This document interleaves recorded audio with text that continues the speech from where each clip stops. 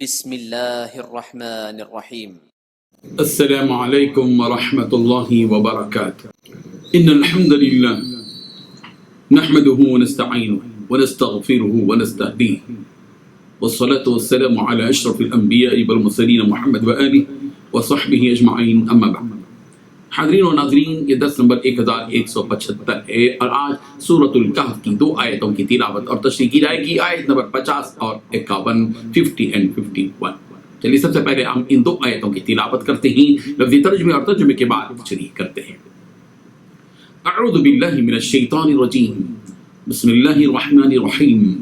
وَإِذْ قُلْنَا لِلْمَلَائِكَةِ اسْجُدُوا لِآدَمَ فَسَجَدُوا إِلَّا إِبْلِيسَ كَانَ مِنَ الْجِنِّ ففسق عن أمر ربه أفتتخذونه وذريته أولياء من دوني وهم لكم عدو بئس للظالمين بدلا ما أشهدتهم خلق السماوات والأرض ولا خلق أنفسهم وما كنت متخذ المضلين عضدا صدق الله العظيم۔ اسی ترجمہ ہے وَإِذْ قُلْنَا، اور جب ہم نے کہا، للملائکہ، فرشتوں سے، اسجدوا، تم سجدہ کرو، لآدم، آدم کو، فسجدوا، تو انہوں نے سجدہ کیا، الا ابلیس، مگر ابلیس نے نہ کیا، کانا، تھا وہ، من الجن، جنوں میں سے، ففسق، چنانچہ اس نے نافرمانی کی، عن امر ربہ، اپنے رب کے حکم کی، فتتخذون، کیا پھر بھی تم بناتے ہو اسے، وذریتہ، اور اس کی اولاد کو، اولیاء، دوست، من دونی، میرے سوا، وہم،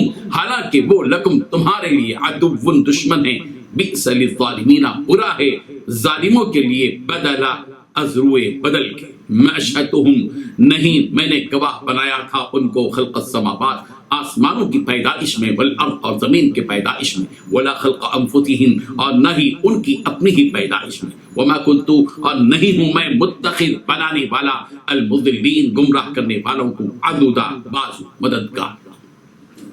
ترجمہ یوں ہے، اور وہ وقت یاد کرو جب ہم نے فرشتوں سے کہا تھا کہ آدم کے آگے سجدہ کرو، چنانچہ سب نے سجدہ کیا سوائے ابلیس کے، وہ جنات میں سے تھا، چنانچہ اس نے اپنے رب کے حکم کی نافرمانی کی۔ کیا پھر بھی تم میرے بجائے اسے اور اس کی ذریت کو اپنا رکھوالا بناتے ہو، حالانکہ وہ سب تمہارے دشمن ہیں۔ اللہ تعالیٰ کا کتنا برا متبادل ہے جو ظالموں کو ملا ہے۔ میں نے نہ آسمانوں اور زمین کی تخلیق کے وقت ان کو حاضر کیا تھا، نہ خود ان کو پیدا کرتے وقت، اور میں ایسا نہیں ہوں کہ گمراہ کرنے والوں کو دست و بازو بنا۔ ان 2 آیتوں میں 9 باتیں بتائی گئی ہیں۔ پہلی بات، اس وقت کو یاد کرو جب ہم نے فرشتوں سے کہا تھا کہ آدم کے آگے سجدہ کرو۔ دوسری بات، چنانچہ سب نے سجدہ کیا سوائے ابلیس کے۔ تیسری بات، ابلیس جنات میں سے تھا۔ چوتھی بات، چنانچہ ابلیس نے اپنے رب کے حکم کی نافرمانی کی۔ پانچویں بات، کیا پھر بھی تم میرے بجائے ابلیس اور اس کی ذریت کو اپنا رکھوالا بناتے ہیں۔ چھٹی بات، حالانکہ وہ سب تمہارے دشمن ہیں۔ ساتویں بات، کتنا برا متبادل ہے جو ظالموں کو ملا ہے۔ آٹھویں بات، میں نے نہ آسمانوں اور زمین کی تخلیق کے وقت ان کو حاضر کیا تھا، نہ خود ان کو پیدا کرتے وقت۔ نویں بات، میں ایسا نہیں ہوں کہ گمراہ کرنے والوں کو دست و بازو بناؤں۔ بزرگان محترم، سورہ کہف کی آیت نمبر 50 میں جس طرح فرشتوں کو آدم کے آگے سجدہ کرنے کا حکم دیا گیا اور ابلیس نے سجدہ کرنے سے جو انکار کیا، یہ بات اس آیت کی علاوہ، یعنی سورہ کہف کی آیت نمبر 50 کی علاوہ دیگر تقریباً 6 مقامات میں اس بات کا تذکرہ موجود ہے کہ ابلیس کے اللہ تبارک و تعالیٰ نے فرشتوں کو سجدہ کرنے کا حکم دیا، سارے ہی فرشتوں نے سجدہ کیا مگر ابلیس نے سجدہ نہیں کیا۔ سورہ بقرہ کی آیت نمبر 34 میں بھی یہ بات موجود ہے، سورہ آراف کی آیت نمبر 11 میں ہے، سورۃ الحجر کی آیت نمبر 31 میں ہے، سورہ بنی اسرائیل کی آیت نمبر 61 میں ہے، اور سورہ طٰہٰ کی آیت نمبر 116 میں، اور سورہ صاد کی آیت نمبر 74 یعنی 74 میں ہے۔ ان تمام آیتوں میں اس بات کا تذکرہ موجود ہے کہ اللہ تبارک و تعالیٰ نے فرشتوں کو آدم علیہ السلام کے آگے سجدہ کرنے کا حکم دیا، لیکن سارے ہی فرشتوں نے یہ حکم بجا لایا، لیکن ابلیس نے انکار کر دیا اور سجدہ نہ کیا۔ یہاں یہ بات ذہن میں رہے کہ سجدہ 2 قسم کا ہوتا ہے، سجدہ تعبدی اور سجدہ تعظیمی، یعنی ایک عبادت والا سجدہ جس کو سجدہ تعبدی کہا جاتا ہے، اور ایک سجدہ تعظیم والا سجدہ جس کو سجدہ تعظیمی کہا جاتا ہے۔ عبادت والا سجدہ سوائے اللہ کے کسی اور کے لیے جائز نہیں۔ رہی بات تعظیمی سجدہ کی جو فرشتوں نے حضرت آدم کے آگے کیا تھا، اس کی اجازت پچھلی امتوں میں رہی۔ امت محمدیہ کے لیے سجدہ تعظیمی بھی ممنوع کر دی گئی۔ اب کسی بھی شخص کے لیے جائز نہیں ہے کہ وہ اللہ کے سوا کسی اور کے آگے سجدہ کرے۔ یہاں ایک اور بات بھی ذہن میں رہے کہ ابلیس اگرچہ کہ فرشتوں میں سے نہیں تھا، وہ تو جنات میں سے تھا، جیسا کہ اس آیت میں خود اس بات کی وضاحت کر دی گئی کہ کانا من الجن، کہ وہ جنات میں سے تھا ابلیس۔ لیکن چونکہ ابلیس فرشتوں کے ساتھ رہتا تھا، اس لیے جس طرح فرشتوں کو آدم کے آگے سجدہ کرنے کا حکم دیا گیا، ابلیس کو بھی اس حکم میں شامل کر دیا گیا۔ یہی وجہ ہے کہ سورہ اعراف کی آیت نمبر 12 میں یوں کہا گیا، قال ما منعك الا تسجد اذ امرتك، کہ اللہ تبارک و تعالیٰ نے ابلیس سے سوال کیا کہ جو سجدہ تو نہیں کرتا تو تجھ کو اس سے کون سا امر مانے ہوا ہے، یعنی کیا وجہ تھی کہ تو نے سجدہ نہیں کیا جبکہ تجھ کو میں نے سجدے کا حکم دیا۔ یہاں اس آیت میں صاف واضح طور پر بتا دیا گیا کہ میں نے تجھ کو حکم دیا، تو معلوم یہ ہوا کہ حکم میں سجدہ کرنے کے حکم میں ابلیس بھی داخل تھا۔ اللہ تبارک و تعالیٰ نے آدم کے آگے سجدے کا جو حکم فرشتوں کو دیا تھا، وہ دراصل نوع انسانی کے اکرام اور احترام میں تھا، انسانیت کا احترام۔ دنیا جہاں کی تمام مخلوقات پر انسانیت کا احترام ثابت کیا گیا کہ یہ انسان اشرف المخلوقات ہے، جیسا کہ سورہ بنی اسرائیل کی آیت نمبر 70 میں بنی آدم کی عزت کا اظہار یوں کیا گیا، وَلَقَدْ كَرَّمْنَا بَنِي آدَمَ وَحَمَلْنَاهُمْ فِي الْبَرِّ وَالْبَحْرِ وَرَزَقْنَاهُمْ مِنَ الطَّيِّبَاتِ وَفَضَّلْنَاهُمْ عَلَى كَثِيرٍ مِّمَّنْ خَلَقْنَا تَفْضِيلًا۔ یقیناً ہم نے اولاد آدم کو بڑی عزت اور انہیں خشکی اور طری کی سواریاں دی، اور انہیں پاکیزہ چیزوں کی روزیاں دی، اور اپنی بہت سی مخلوق پر انہیں فضیلت عطا فرمائی۔ اس آیت سے انسانوں کی فضیلت اور برتری کا اظہار ہوتا ہے۔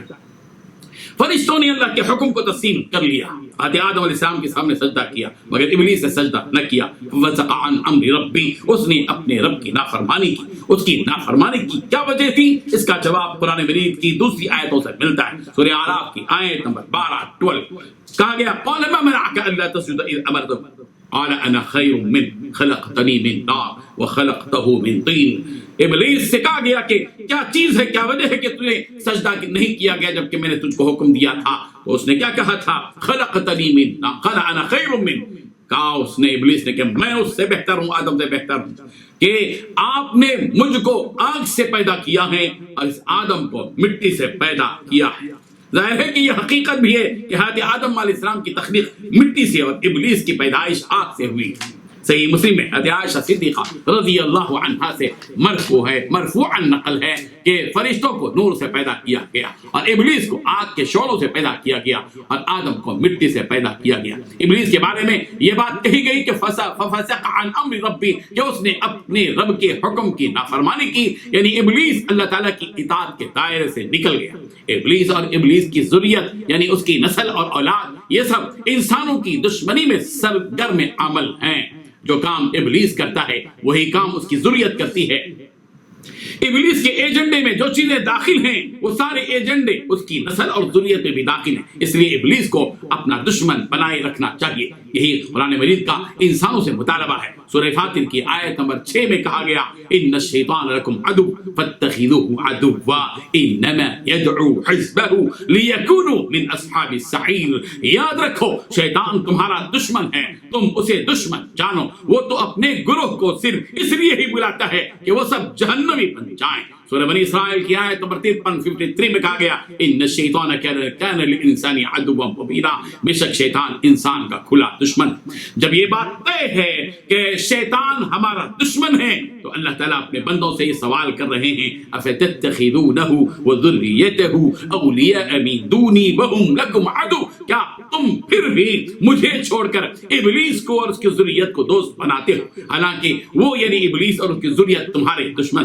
اللہ تعالیٰ یہ کہہ رہے ہیں کہ تمہارے لیے لازم تھا کہ تم اپنے رب کی حقیقت کو پہچان کر اس کو اپنا ولی اور دوست بناتے، جبکہ اللہ ہی مومنوں کا حقیقی ولی اور دوست۔ اللہ ولی الذین آمنوا، سورۃ البقرہ آیت نمبر 257 ایمان لانے والوں کا کارساز اللہ تعالیٰ خود ہے۔ سورہ آل عمران کی آیت نمبر 68 میں کہا گیا، واللہ ولی المؤمنین، اور مومنوں کا ولی اور سہارا اللہ ہی ہے۔